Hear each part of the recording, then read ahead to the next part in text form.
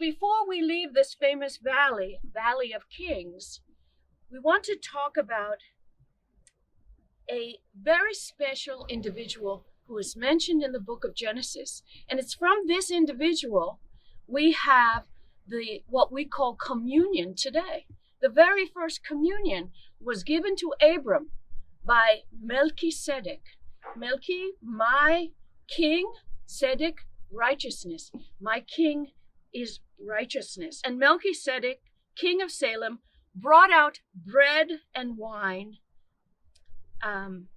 He was the priest of God Most High, and he blessed him and he said, "Blessed be Abram of God Most High, possessor of heaven and earth, and blessed be God Most High, who has delivered your enemies into your hands." David himself references Melchizedek. David in Psalm 110, as he was living in Jerusalem, says, "The Lord has sworn and will not relent. You are a priest forever, according to the order of Melchizedek." And then, of course, in the book of Hebrews, in Hebrews 7, we have this whole chapter devoted to the new priesthood of this king known as Melchizedek, who is now, in fact, sitting at the right hand of the Father. So who was Melchizedek?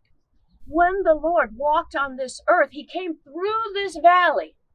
He came through this valley on his way to Gethsemane that night he was betrayed. He was dragged through this valley when he was brought to Caiaphas' house. He was here in this valley on a frequent basis because he walked from Bethany on the other side of the Mount of Olives.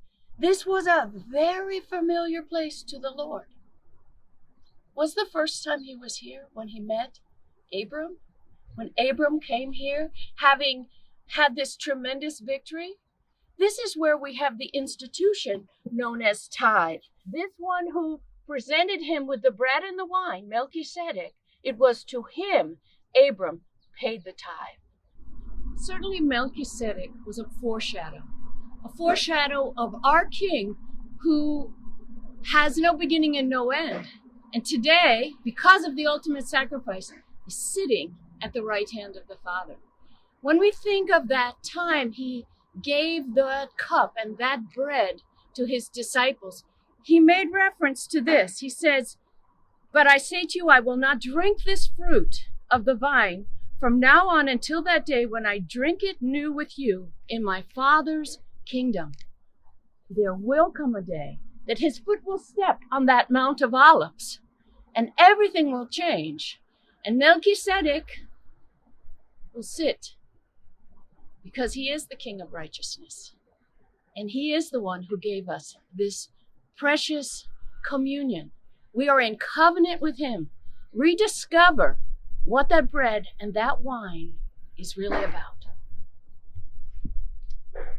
We don't know where this event occurred in Genesis 14. We have no idea even where Melchizedek came from. But one thing we do know from the prophet Isaiah, he wants to comfort his people. He wants to comfort Jerusalem. And in Isaiah 40, it makes this statement: "Make straight in the desert a highway for our God. Every valley shall be exalted, and every mountain and hill brought low."